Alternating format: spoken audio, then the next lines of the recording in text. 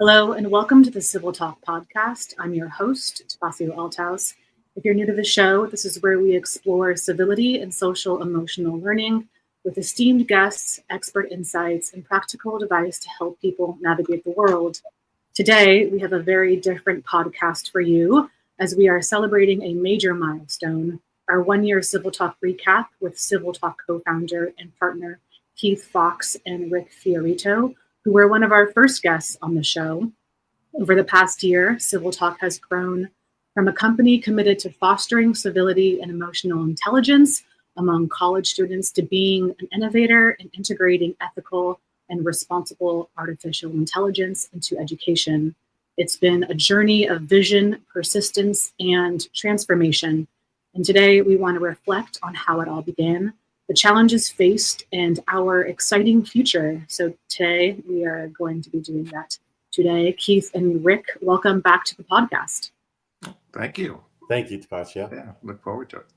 Yeah, so Keith, looking back to the early days of Civil Talk, what inspired you to focus on civility and emotional intelligence as a foundation for the company?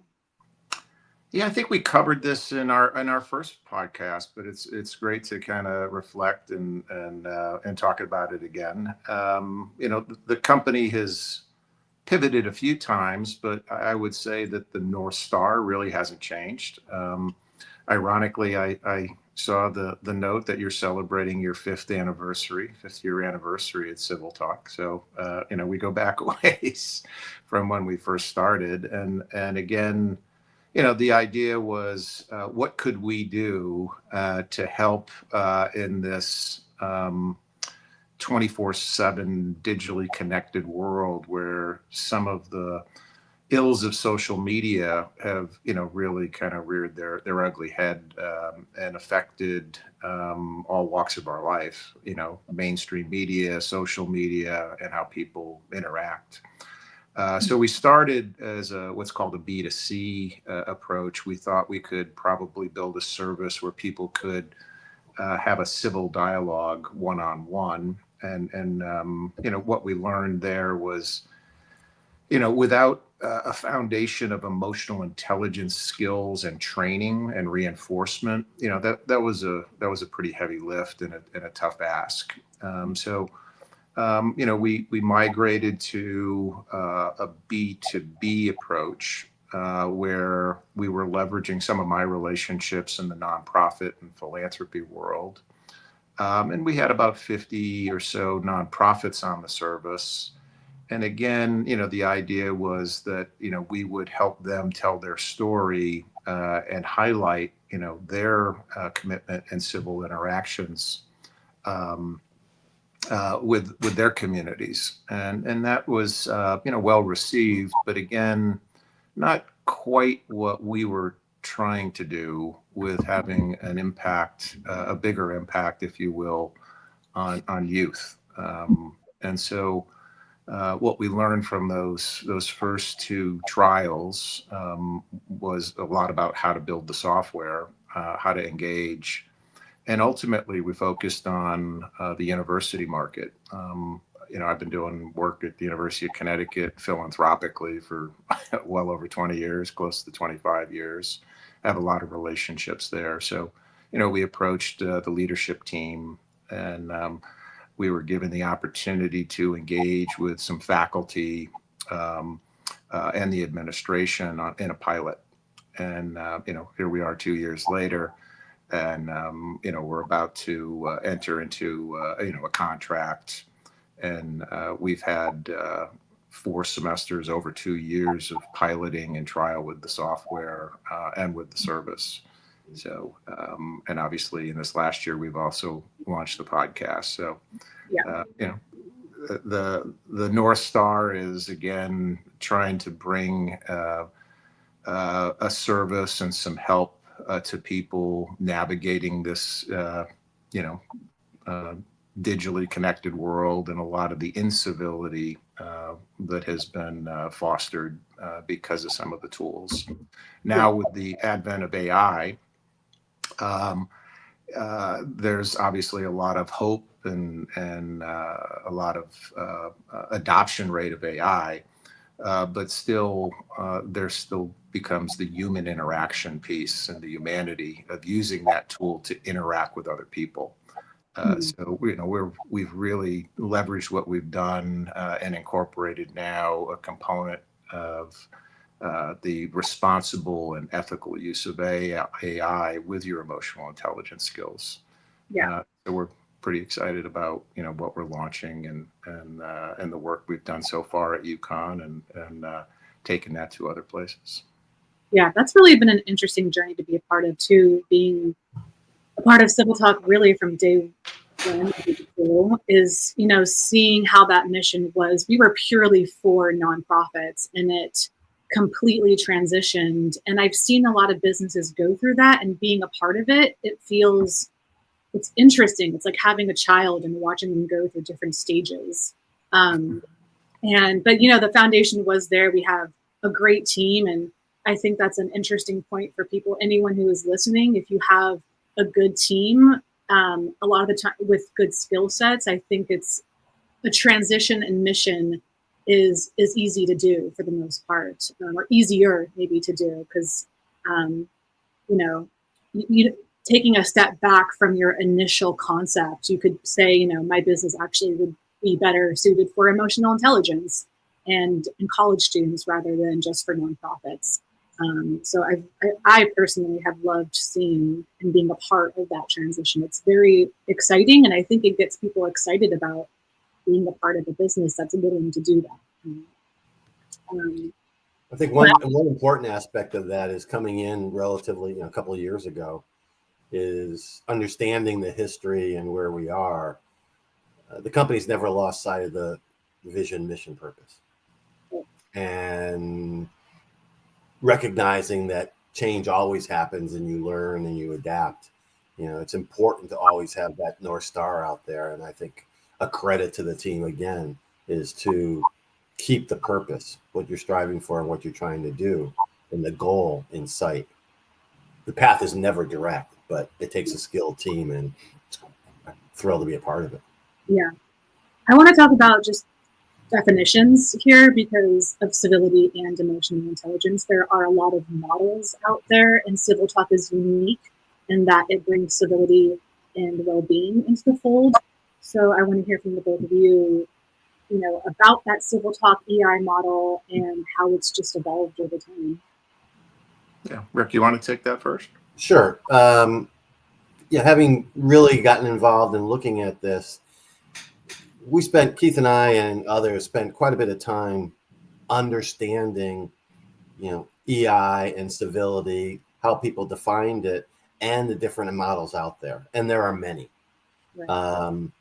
What we found as we were looking at how we were going to apply CivilTalk and a model for CivilTalk to this effort with universities, we found that most of the attention was either on the well-being side or on, I won't say necessarily the civility side, it was more on the productivity side. Mm-hmm. And in looking at what we learned was that both are needed, and that I think it was the vision, mission, purpose that we had that allowed us to recognize that there's two key parts. One being the well-being side. So you need to first be self-aware, and have to manage yourself. But that's only part of it because we are always interacting with our environment. Mm-hmm. We're always building relationships. So it's the aspect of the other two domains within emotional intelligence of social awareness and relationship management that needed the same level of focus and a balanced focus that we were not seeing out there in the models that as they have evolved over the years and from our viewpoint right now. And I think that's a critical difference and a critical opportunity for us to differentiate ourselves and bring true value today in this world we're living in, where you mentioned AI before, this rapid technological change that we're all struggling to deal with. Yeah. If I could just add to that. So, with that, the name of the company is CivilTalk. And, we get a lot of questions about, is the company about civility? Is it about EI? Is it about AI? And the answer is, first and foremost, it's called Civil Talk. We're trying to bring civility to human interactions, whether those are online or in person or virtual. And to Rick's point, a lot of the emotional intelligence work, done to date, and we'll have a piece on our website about the history of emotional intelligence and civility. Not to give or not to give credit to people like Daniel Goleman and others, but his work, built off work from prior generations. Yeah. And again, we'll highlight some of that on our site. But what we focused on and still do is the civility component, which is the interaction. And in today's digital world, that means software. You need to learn how to interact with others digitally, and make that a habit, a good habit, and a choice.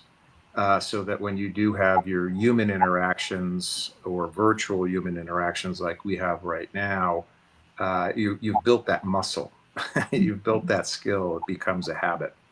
And so that's what we think we uniquely point out, not only in our model in education, but in the practical application of the service, and learn by doing. Right. Yeah, I'd love to hear more about from both of you about that AI component and this sort of tool or agent that is going to be used to help proliferate civility into the CivilTalk app, and just hear more about how civility is being really infused into AI so it can become a sort of habitual habit for users. Mm-hmm. Go ahead, Keith. We can take turns on these questions. Yeah. Do you want me to go first on this one? Sure. Okay. So again, we've been at this a while, and we've been building the service with faculty, and staff at UConn. And in that process, obviously, they have, and each faculty member has their own unique way of teaching. But, fundamentally, at the end of the day, whatever you're teaching, you have a syllabus, you have learning objectives, and then you have assignments for your students. And they can be, papers, interactions, internships, whatever the range of assignments are, to grow your knowledge in that domain. So on Civil Talk uniquely, what we've done is we've embraced the concept of prompting. And so we're launching a Civil Talk's certification course for the staff and faculty, teaching faculty at the university. So they're certified on the 5 modules of the essentials of emotional intelligence, the practicing of civility, so the delineation of well-being versus civility, the understanding of what's called responsible use of AI. So students aren't copying and pasting answers and not doing their own critical thinking, or keeping the academic integrity of the learning process.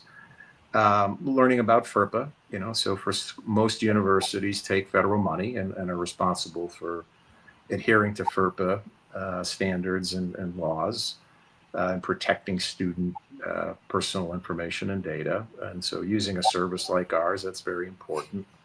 And then obviously learning to master how to use Civil Talk, so how to set up a course and students and do assignments. Mm-hmm. And so we help the faculty with the correct prompts that encourage students to use their favorite narrative AI tool, whether it be ChatGPT, GBT, or Copilot, or Grok, or Gemini. We're agnostic.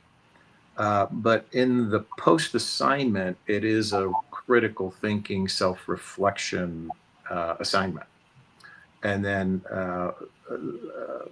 responsible for interacting with other students in the class. So it is collaborative learning in a classroom. And so we're really encouraging the use of AI in the class, not only in the development of the class and the correct prompts by the faculty and staff, but then their assignments to the students. So, we've taken our time in building this, and we're pretty proud of what we have, and looking forward to a bigger rollout, obviously at UConn and to other universities. Yeah, I think AI is an opportunity for us, and I look at it on two levels.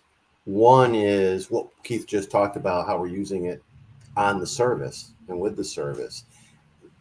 Professors today at the universities are going through such dramatic change.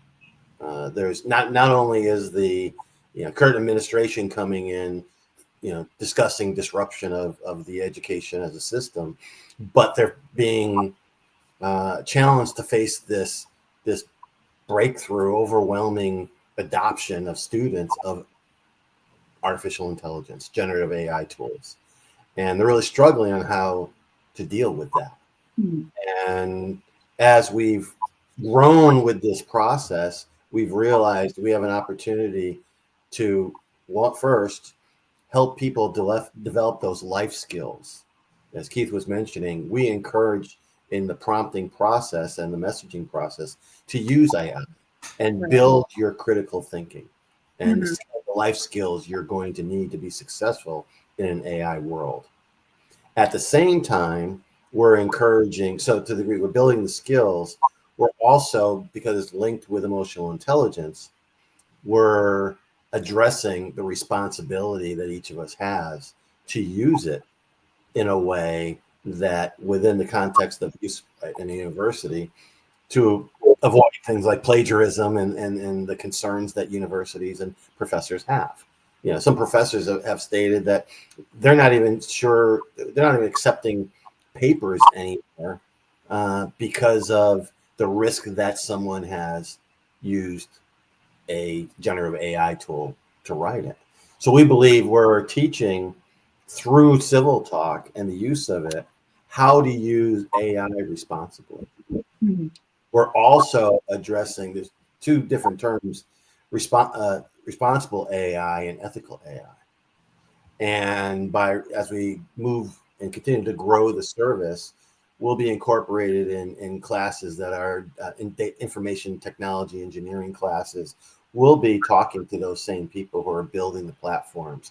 And in the building of the platforms, the structure, we have to ensure that people are building ethical AI tools. Right. So we have two points of attack on this. One is to help people understand develop the skill set on how to responsibly use AI. At the same time, we're providing emotional intelligence skills to the people who are building it. Right.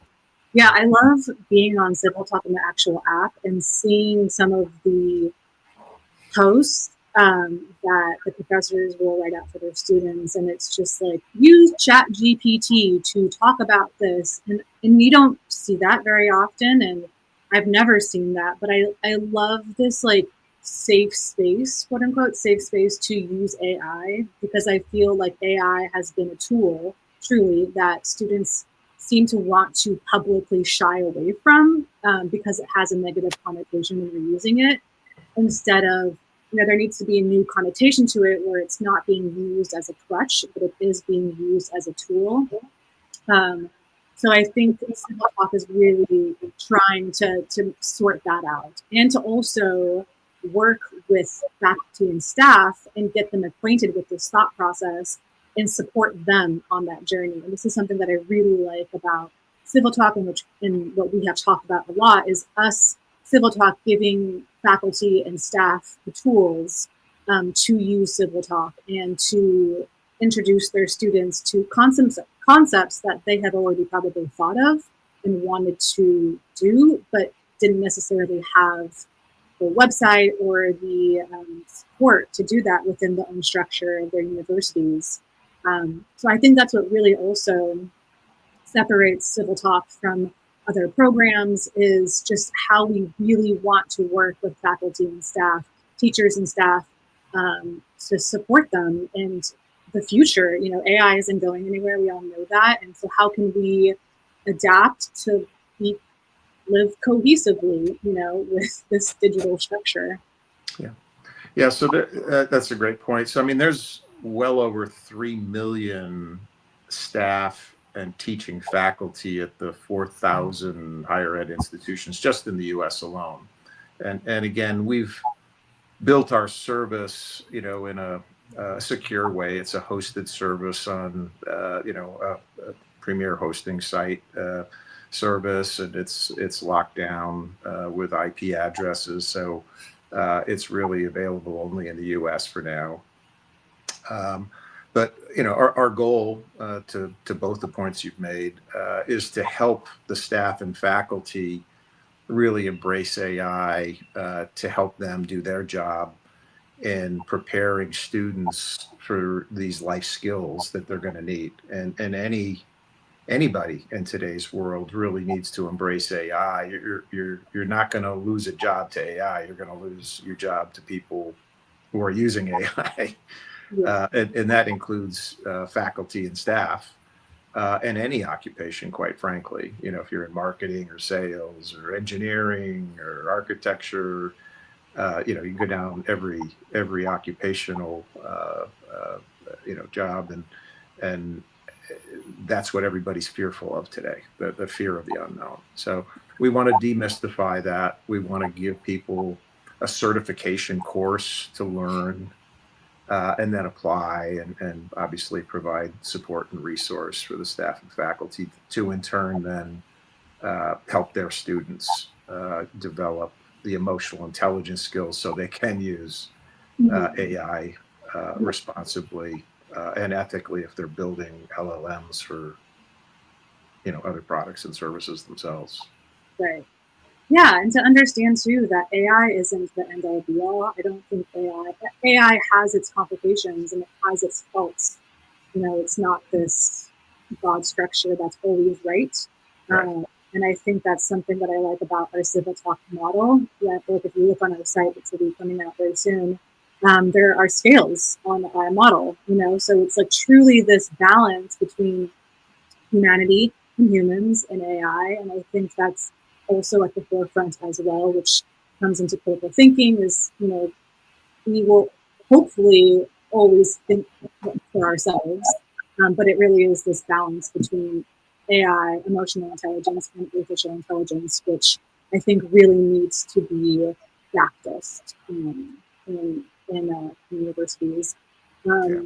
One thing I liked talking to you guys about in the past, Keith, you mentioned a lot, civility is cool. And that had been something that was brought up a bunch of times, and you're right. I think with university students, you kind of have a beehive mindset, and I totally get that because I've been there too.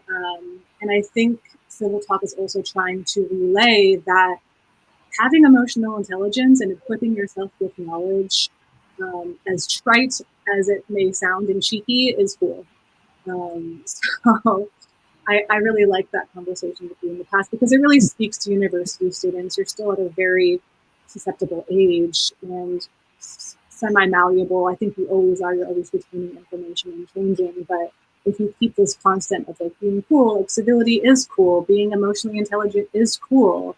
It's not cool to just be indifferent and quote unquote dumb, I guess you could say. So I really love that like underlying value system that we have too, is because Civil Talk is a lifestyle and it's a choice, and so we really want to promote that it is cool to be civil and intelligent. Yeah. Well, it was fun. The first time we chatted, we talked about this, and if you really boil this down, you have two choices. You can choose to be civil, or not. Yeah. And for whatever reason, things ebb and flow in cultures and society. And, what is perceived as cool or not, changes very quickly. And we're seeing it in real time, in our culture, in many dimensions. And I won't go into them all right now, but I think for the most part, when any of us see public figures or leaders not acting civil to one another, it's a huge turnoff to us as adults, let alone college students who it's a huge turnoff to. And so, this generation grew up as the first generation not to know life without a smartphone or the internet. I mean, they are digitally savvy. They are digital first people, very, very smart, very quick to pick up on, new technologies and new trends. And they don't get credit uh, for their ability to observe others. And trust me, that they do. They observe and take in everything. So, in our journey here, it's very clear to me that this generation wants to fix some of the ills that they inherited from my generation or this current generation. Right. And it's very uplifting. And so they want to embrace civility, emotional intelligence. They do think it's cool. And so it's been a pleasure to be involved in teaching myself and working with students. Right. Yeah, student feedback has been really positive. I'd love to hear your thoughts about the feedback you've received from universities and educators and special students about working with CivilTalk. It's a very new program, and I'd love to hear your thoughts on feedback from universities, people, faculty, staff. Yeah, I think I'll start this one. It's a testament to the quality of the people that these students are, that we have seen when we introduced the use of AI. We saw that they embraced it because they were using it all the time anyway in everything that they did. But they evolved. They evolved from on their own, not from prompting, from anyone. They evolved from where they first started out when we said use ChatGPT. They started out referencing ChatGPT in their answers. And as they progressed through the semester, you saw their responses change as they got more comfortable with that process. So they went from just stating back what they learned to truly putting their thoughts and ideas and demonstrating critical thought processes relative to the information that they were getting back from ChatGPT or whatever generative AI tool that they were using. And that openness and ability to learn in this generation where they know technology, they know they have an immense amount of information, and they're embracing learning how to synthesize that and use it to create their own voice and inform them of the voice that they have. And at the end of the semester, we do a review of what folks thought of the value of the service, and it's very rewarding to read, what these students say, and how it is really we believe it really is having impact, or more importantly, they're saying it's having an impact as they prepare for the classes and continue on in education, but as importantly, or maybe more importantly, for their future careers in this AI-driven world that we're in. Yeah. So interestingly, we've had courses, that are for credit, which, require FERPA compliance. And then the service has also been tested in RA or staff training. And it's also been used in entrepreneurial programs that are volunteer programs where students compete and they participate. And there's a couple other things that the university's tested as well. The biggest discussion that took place and actually created change at the university is in career services. So the career services group is now renamed Career Services and Life Skills. And so CivilTalk will be rolled out through the Career Services and Life Skills organization, touching on all of the colleges. There's 13 colleges at the University of Connecticut. And staff will be, helping, as advisors and student groups. And that'll be, the main focus of how they want to use the service. And then obviously there's, selectively courses and other things that the university wants to do, which, I'm not at liberty to talk about right now. But it's again, it's a learning process for us as a company. It's a learning process for the university to embrace AI, but foundationally, what they're really focused on is embracing EI, is the humanity, of the skills to learn how to use these tools, like we said, in a responsible and ethical way. Yeah. Yeah. So, what is your going from there? We're primarily at UConn, which was really exciting and curious to university. What's your vision forward? Hoping to expand to universities. What's your vision for CivilTalk and what you're hoping for in the next 4 or 5 years? Mm-hmm. Rick, you want to go first, or you want me to take that one? I forgot who went first last time, so go ahead. I'll take it. All right. Well, I think we talked about in the prior podcast, my corporate career, started at Apple Computer. And, I was fortunate enough to work with a lot of bright young people in the early days of the personal computer industry and be around Steve Jobs and other leaders, that grew Apple from, virtually nothing to, what it is today. But Rick mentioned it earlier, having clarity of mission, vision, purpose is very important.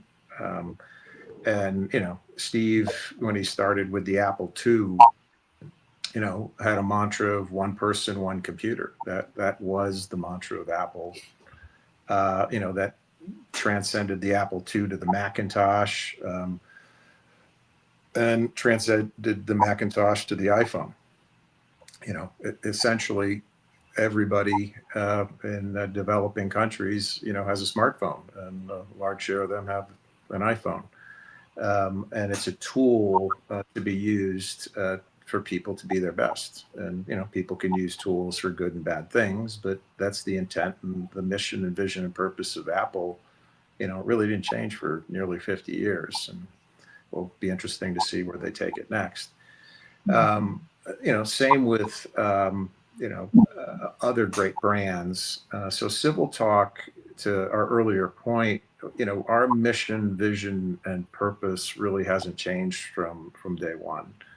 And that's to, help individuals, in our case, students in particular, develop emotional intelligence skills and now the responsible use of AI to be their best. And again, you can use emotional intelligence skills unethically. You can use AI tools unethically. So, our purpose is to build these tools, the software, these certifications, to empower people to then educate, students at their universities, hopefully those certified people can go on to other universities, can go into the private sector, and bring Civil Talk and this lifestyle decision to be civil, into their companies and into their home life. Mhm. So you've heard me say this many times. Civility isn't just at work, right? Civility is a choice, and you got to do it all the time, online, in person, at home, in school, at the supermarket, in your car, at work. And so that's where we're hoping to take this next is obviously to take Civil Talk to the university market, and then from there with certified people going into the world, ultimately to small, medium businesses and corporations. Right. Yeah, I think in our situation, in all situations, bringing innovation to market is a tough thing to do. It's a challenge. If you think about Uber or Airbnb, did you think you had a need to go get in somebody else's car or somebody else's house before they came up with the idea and presented it to you and you saw the value? So I give all the credit in the world to those teams who were able to take their innovation, define and explain the need to the market, Mhm. and be successful. We have what I think is the good fortune of the fact that that we have in the marketplace, when you go and say to somebody, what do you think of the society that we're in? What do you think of the level of civility or incivility? Right there, every time the answer is we live in a society that lacks civility and we need it. So when you think of that need is out there.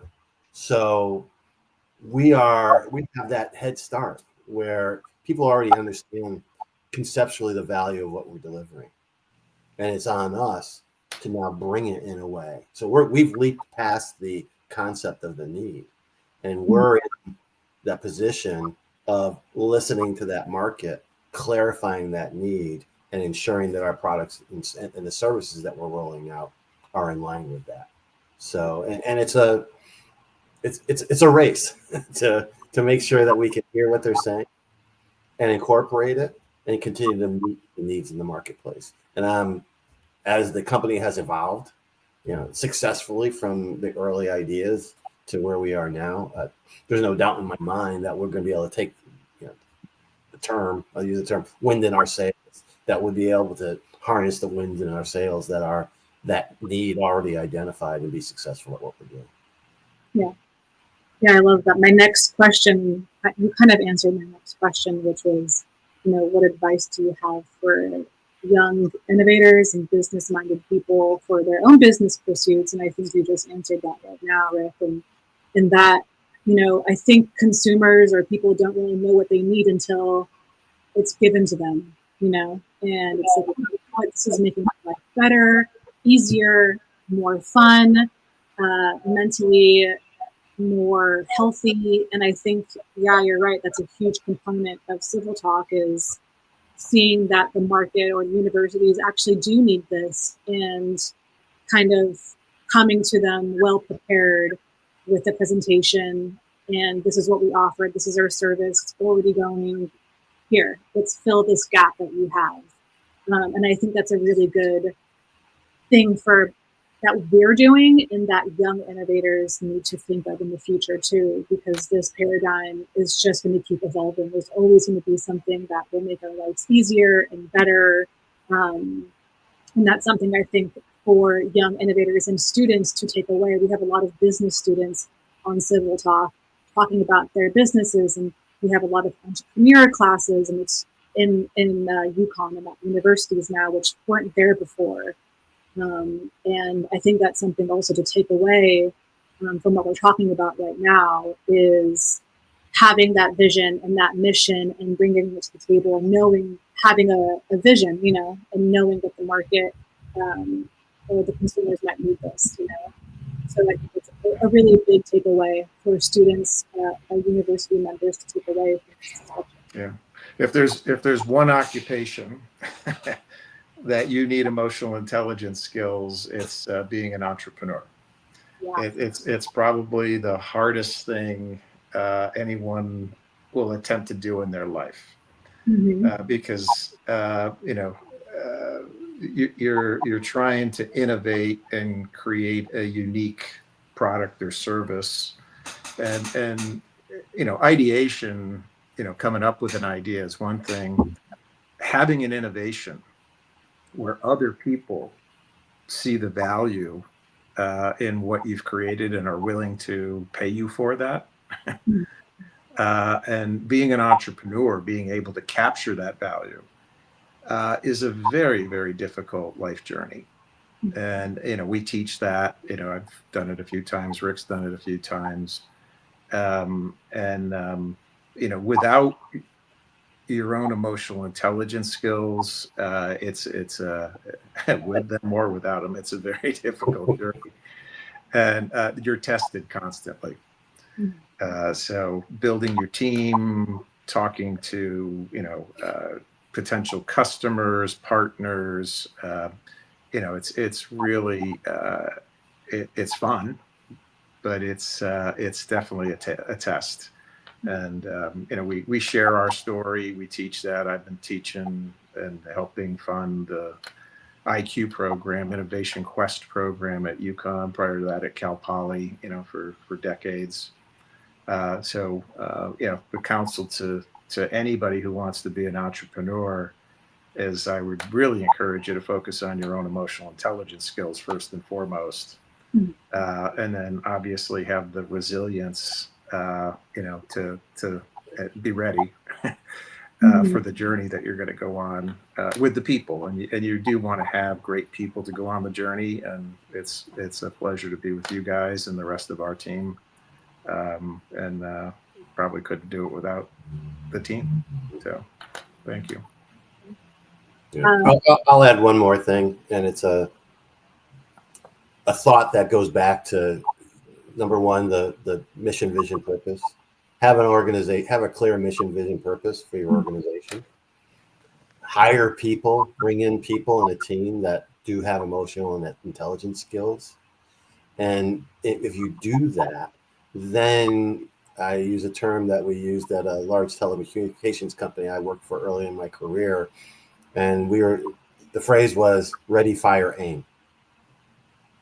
And what that translates into is you never know everything you're going to need to know that you think you need to know. But that process of firing is then you're going to experience all those things. So you can also throw in, fail fast, act fast, whatever. But it's that with a strong mission, vision, purpose, with emotional intelligence to manage the frustration and all the misses that you're going to have out there, and the ability to adapt but stay true to the vision, mission, purpose is a path to success. Yeah.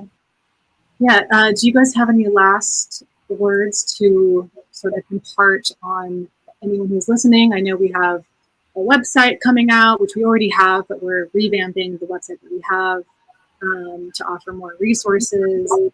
Any insight or maybe suggestions or anything to the people who are listening or will listen to the podcast? Yes, I'll take this one first. Again, I think in today's world that the two life skills that, and I don't care how old you are and what you do for your living, you really need to embrace emotional intelligence skill set.